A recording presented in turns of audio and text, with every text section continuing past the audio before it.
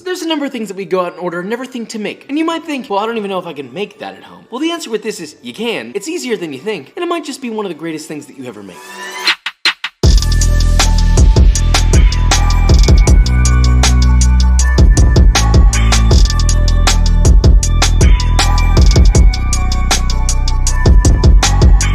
So we're making one of my favorite things of all time, fresh spring rolls, not the fried kind. Now obviously we know the crunchy ones with vegetables and maybe a little bit of meat, whatever. These are the ones that are translucent. You can see a little bit of the shrimp peeking through, or sometimes there's pork or whatever. And then there's rice noodles, it's crunchy, it's sweet, it's a little salty. There's just everything you want. And obviously you can't forget the peanut sauce. So with all that said, let's make this, shall we? Now the actual making and rolling of spring rolls doesn't really require much effort or time, but we first have to make all the components. First, let's talk rice vermicelli noodles. You can get these at Asian markets, or maybe if your local grocer is a homie, you might be able to get it there too. You'll need about 5 to 6 ounces of these. Prepare them according to the package directions. These just say to boil for about 6 minutes. Now once they're done, plunge them in an ice water bath until completely cold. This feels nice. Then rinse them thoroughly. That's it. Now let's make the peanut sauce. That's peanut sauce, you nasty. So you're gonna start with half a cup or 148 grams of hoisin sauce, a quarter cup or 60 grams of smooth peanut butter, 1 tablespoon or 15 grams of sambal, or any sort of spicy you like, 2 tablespoons or 28 grams of rice vinegar. This is a fancy yuzu rice vinegar,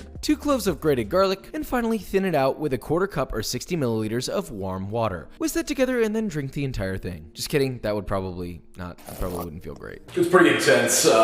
Next up is gonna be fried crispy shallots, and they're very easy. Just get yourself about 6 to 8 shallots, cut their tops off and peel them, but leaving them whole. Then I would really recommend using a mandolin over a knife and slice them a little thinner than 1/4 of an inch. Once you have all your slices, get a deep pan like a cast iron skillet and fill it up with at least 1.5 inches of oil. Add your shallots in, yes, while it's cold, then place it over medium-high heat, and while that's coming up, you're gonna constantly stir them with a pair of chopsticks. You'll notice that they start to bubble and then fry, and just keep stirring and frying. You'll know they're almost done once they begin to stop bubbling so much and they start to color. Please understand that these will color very fast and burn very quickly if you don't pay attention. Once the bubbling begins to subside, and they're almost to a nice golden brown, immediately remove them and drain them on a paper towel.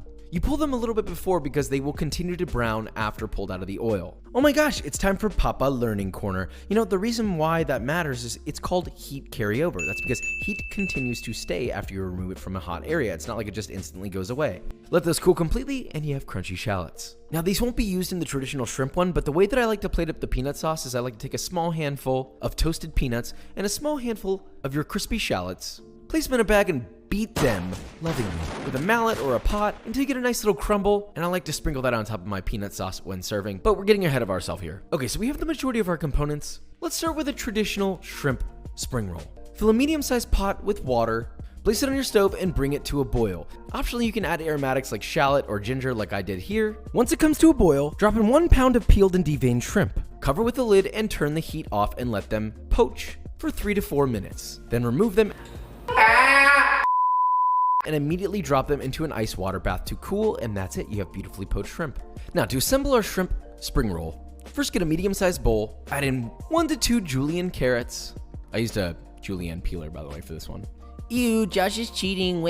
Yeah, well, you know what, it was faster, all right? 1 to 2 Thai chilies that have been thinly sliced, a quarter cup or 5 grams of torn mint, a quarter cup or 5 grams of torn cilantro, and a quarter cup or 6 grams of torn Thai basil. Hit that with the zest of 1 lime and toss together to combine. Now we're ready to assemble. Get some round rice paper sheets. These are also available at Asian markets. Fill a large bowl with enough warm water to submerge it in, and, well, submerge 1 rice paper sheet for about 2 to 3 seconds or until it becomes a little bit malleable. Pull it out, place it on a cutting board. Add a few leaves of lettuce of your choice. These are little baby Boston leaves. Followed by your vermicelli noodles. I mean, look at those dangly boys. Some of your carrot herb salad, followed by more lettuce, and of course your poached shrimp, which by the way have been sliced in half, like so. Arrange your shrimp as you like to make a nice little design, then fold the right side over, then the left side over, and well, roll it all the way up. It's kind of like a rice paper burrito in a way. Place it to the side and then repeat with the rest of your shrimp ones, and you have a beautiful shrimp spring roll.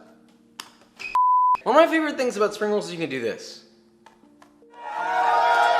This is the true original glizzy. There was no other glizzy until this. Homemade spring rolls, extremely easy, but without further ado, give a little dunkaroo.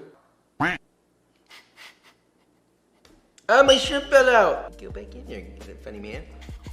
Stop looking at me, Vikram. Maybe it's because it has everything that I want in it, but to me, this is the perfect spring roll. It's traditional, it's relaxed, it's great for when it's hot outside, but you can also eat this during the winter and be perfectly happy. All the flavors match beautifully. One thing that I would note is when you make it yourself, I mean, you are essentially probably going to make the best spring roll you've ever had because you're putting everything that you want in it. Now, tradition is great, but what if we made a little bit of a upgraded version, if you will? Get yourself one Spam Classic can, remove your Spam and cut it into 1/4-inch slices like so. Then cut those slices in half to get some nice little rectangles. Get yourself a medium-sized pan, heat it over medium-high heat with enough oil to coat the bottom, and once that's ripping hot, add your Spam in batches to avoid overcrowding and sear for about 2 minutes or till beautifully seared and crispy. Give it a flip and sear for an additional 2 minutes. Now, another thing you can do is brush it with some hoisin sauce after you flipped it and brulee it with a kitchen torch to get a little bit of a glaze. Optional, but recommended. In a small bowl, add 1 tablespoon or 14 grams of granulated sugar and whisk in 1 tablespoon or 15 milliliters of hot water. Whisk that until mostly dissolved, then add 2 tablespoons or 30 milliliters of lime juice and 2 tablespoons or 30 milliliters of fish sauce. Whisk that together and adjust acidity and sweetness if needed. I know I have more than 3 here. That's because today the grocery store decided to only supply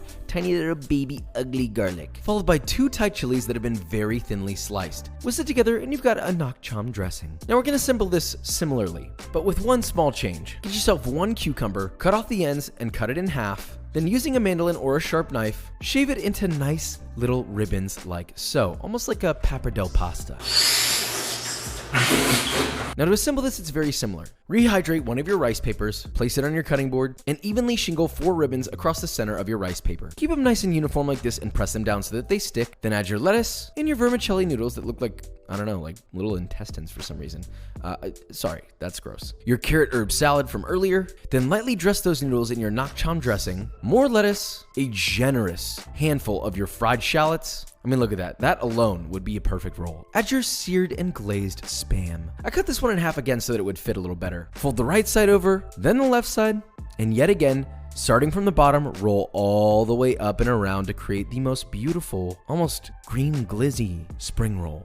You know, this looks so beautiful on the outside, I think we need to get ourselves a little cross section. And I mean, other than that annoying noodle that's sticking right there, that is one of the most beautiful cross sections I think I've ever seen. Now let's give these a little taste test. You're chewing, that fresh nak cham hits, and you've got the lettuce, and then that salty, fatty, rich, whippy, and glazed Spam hits you. I mean, I don't think you could make a better version of this. There is a pork version of a spring roll. This outdoes that by a million and billion quadrillion. Is that a word? Turn number? Is that a number? I don't know the difference. I don't know the difference between word and number. But do you want to know what else is a green glizzy? These are just making less and less sense every day. B-roll.